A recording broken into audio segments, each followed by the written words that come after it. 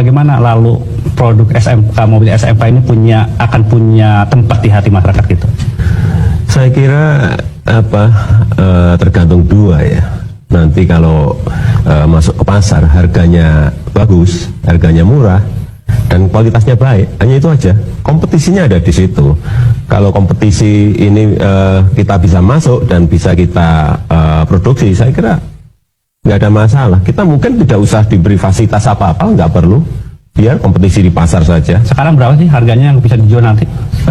Hitungan terakhir 95, tapi 95. Nanti kalau sudah produksi massal tentu saja ada rekalkulasi lagi. Ya. Tetapi yang kita juga sekarang ini bingung, pesanan sudah kira-kira lebih dari 6.000. Dan pada kapasitasnya setelah uji emisi, setelah nanti sertifikat uji tipe ini kami pegang, perkiraan saya bisa 3 sampai 4 kali lipat yang pesan. Padahal kemampuannya baru 200-300. Kira-kira 200 sampai 300. Jadi kalau Mas Tommy mau pesan sekarang, nunggunya 3 tahun. Begitu sangat istimewanya. Menjadi change maker itu juga menjadi leader. Dan menjadi leader itu modalnya dipercaya. Jadi saya usul, kalau boleh, jadi pikirkan supaya bisa dipercaya. Saya sering sampaikan ini sebagai sebuah rumus sederhana. Trust equal kompetensi plus integrity plus intimacy minus self interest. Nah, jadi kalau mau efektif, self interestnya dikendalikan, self interestnya dikecilin. Karena kompetensi Anda bisa naikin, integrity Anda bisa naikin, intimacy bisa naikin. Nah, self interest harus diturunkan supaya skor trust Anda menjadi tinggi. Jadi saya usul untuk bisa berdampak Anda menjadi pribadi yang sebenarnya Pak Kasem Sudi? Ya memang bukan pembimbing skripsi, Pak Kasem Sudi memang bukan pembimbing skripsi. Sebagai pembimbing skripsi saya itu adalah Profesor Dr. Insinyur Ahmad Sumitro. Nah, Pak Kasem ya pembimbing akademis.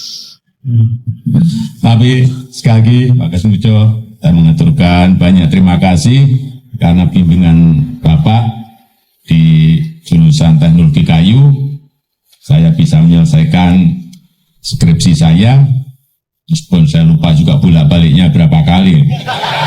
Karena begitu maju dibentak balik, begitu maju dibentak kok galak sekali. Tapi sekarang alhamdulillah, saya kira atas bimbingan Pak Kasmujo, ini kenyataan lah. Pak Prabowo lupa nama wali kota Solo, Surakarta. Temanmu itu siapa sih namanya? Wali kota Solo. Oh, teman saya, Jokowi Widodo. Ya, itu dia. Saya dengar, ya Pak Prabowo bilang, saya dengar dia berminat mau jadi calon gubernur DKI. Saya bilang, setahu saya dia mau jadi calon gubernur Jawa Tengah. Saya jawab. Tapi oke, kalau dia mau tertarik mau jadi calon gubernur, oke deh, saya hubungi. Coba kalau bisa. Oke, kalau gitu saya telepon sekarang. Saya langsung telepon Pak Jokowi waktu itu. Ini bulan April. Pak Jokowi, ini Hashim. Saya sama kakak saya Prabowo, kita lagi bicara mengenai pemilihan gubernur DKI. Apa Bapak berminat untuk maju gubernur? Ya, Pak Hashim, saya berminat. Oke. Bagaimana PDIP belum. Oh ya, saya bertanya kenapa belum? Ya nampaknya PDIP masih ke Pak Fauzi Bowo. Ini Pak Jokowi bilang ke saya, nampaknya PDIP mau dukung Pak Fauzi Bowo. Oh, terus saya bilang ke kakak saya bahasa Inggris. Saya dari dulu dari kecil kan kami di luar negeri bahasa Inggris. Saya bilang dalam bahasa Inggris, ya dia berminat tapi partainya nampaknya mau tetap mau dukung Fauzi Bowo. Oh ya, begitu ya. Coba undang dia deh, kita ketemu minggu depan. Coba dia mau, Pak Jokowi, Pak Prabowo mau undang Anda ketemu minggu depan di Jakarta. Bagaimana Pak? Oh ya, oke. Nah itu Pak, minggu berikutnya kami bertiga, Pak Jokowi, saya sama Pak Prabowo bicara ketemu. Terus Pak Prabowo tawarkan, Pak, kalau Pak Jokowi kan Pak Hashim rekomendasikan Bapak, kalau Bapak mau maju, ya kami bisa dukung 6 kursi, tapi kan harus ada PDIP. Gimana PDIP? Nampaknya PDIP mau tetap mau dukung Pak Fauzi Bowo, kata Pak Jokowi. Nah, ini sebagai latar belakang ya. Yang benar setelah itu yang adalah Pak Prabowo mendesak Ibu Mega untuk mengusung Pak Jokowi. Itu Pak Prabowo yang mendesak dan akhirnya meyakinkan Ibu Mega untuk dukung. Pada awalnya Ibu Mega tidak mau dukung Pak Jokowi, tidak mau dukung Jokowi, tetap mau dukung Fauzi Bowo. Ini sejarah loh Pak, ini benar, ini kebenaran. Maka kalau ada yang mau rekam silahkan ya. Dan ternyata penyandang dana utama itu saya.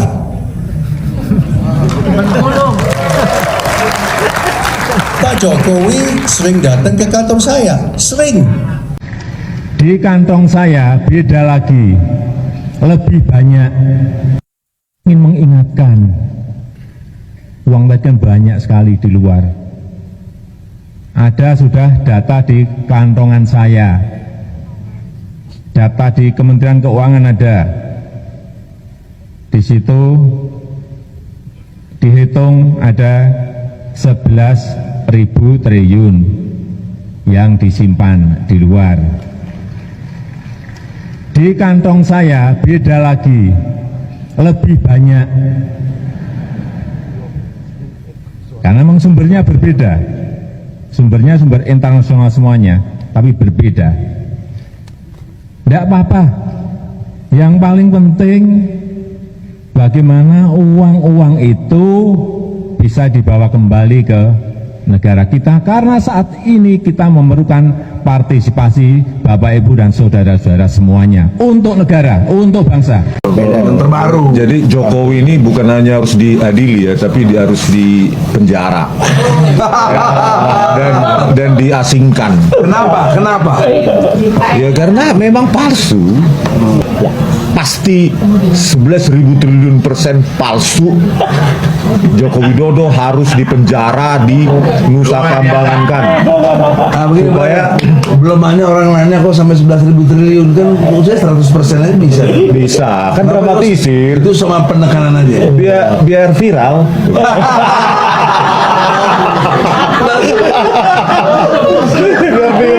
Biar viral. Banyak konten kreator di sini Pak. Bahasa akademiknya 100% ya. Bahasa viralnya YouTube-nya 11.000 triliun persen biar dari kantong. Duet Pak Prabowo dan Mas Gibran dijodohkan. Itu aja juga didengerin. Ada dua duetnya di Sandra di Myanmar. Pertama umur, yang kedua baru 2 tahun aja jadi wali kota. Yang logis saja lah. Pembohong. Ya orang tua itu hanya tugasnya mendoakan dan merestui. Tapi Bapak keputusan semuanya karena Bapak setuju nggak Pak? Karena sudah dewasa, jadi jangan terlalu mencampuri urusan yang sudah diputuskan. Bapak setuju nggak kalau Gibran maju? Anak-anak kita. Bapak setuju nggak Pak kalau Gibran? Setuju nggak kalau Gibran? Orang tua itu hanya mendoakan dan merestui.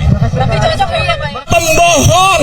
Datang dari Korea beberapa bulan yang lalu 30 investor. Dari Jepang kurang lebih 40 investor. Dan dari Singapura 120 investor sudah ke sini. Jauh-jauh mereka ke sini pasti ada kalkulasinya, pasti ada hitung-hitungannya. Kemarin juga baru saja dari Uni Emirat Arab juga datang. Setelah datang langsung nemuin saya. Artinya apa? Tertarik. Tapi jangan dari sana dulu. Few moments later. Sejauh ini progres investasi asing di IKN Pak untuk keberlanjutan pembangunan ini seperti apa Pak? Sampai saat ini belum ada. Tapi saya yakin bahwa setelah investor di dalam negeri bergerak semakin banyak setiap bulannya, investor dari luar akan segera masuk. Kita lihat aja nanti, pasti akan masuk. kepemimpinan, pengembangan kepemimpinan. Yang ini mendasar sekali untuk dikerjakan, dan saya sering ingatkan, pelatihan-pelatihan kepemimpinan itu sering melupakan prinsip dasar. Seseorang disebut pemimpin, syaratnya apa, Bapak Ibu?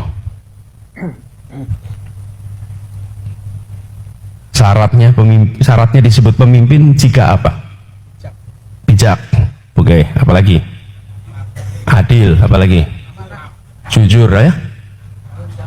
Tanggung jawab. Amanah. Syarat itu betul, tapi itu syarat pemimpin yang baik.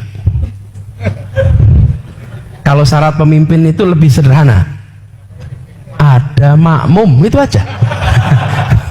Lah iya toh, panjenengan berdiri di sajadah, di mihrab ini, oke, tempatnya imam, sholat sendirian, imam itu.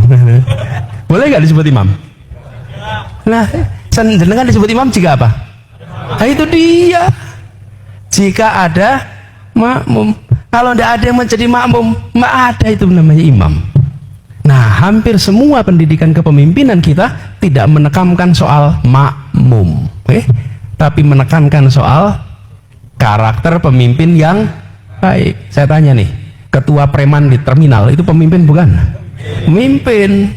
Baik apa tidak? Tidak, tapi pemimpin bukan? Pemimpin. Nah, kita harus menunjuk.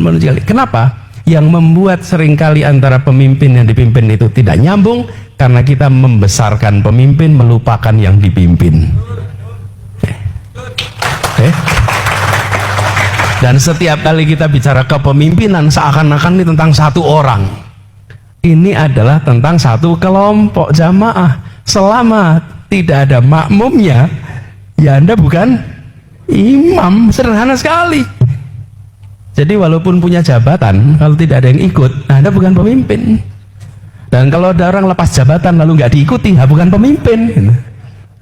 Pemimpin itu bila dia diikuti secara suka. Nah, ini konsep kepemimpinan yang perlu ditumbuhkan.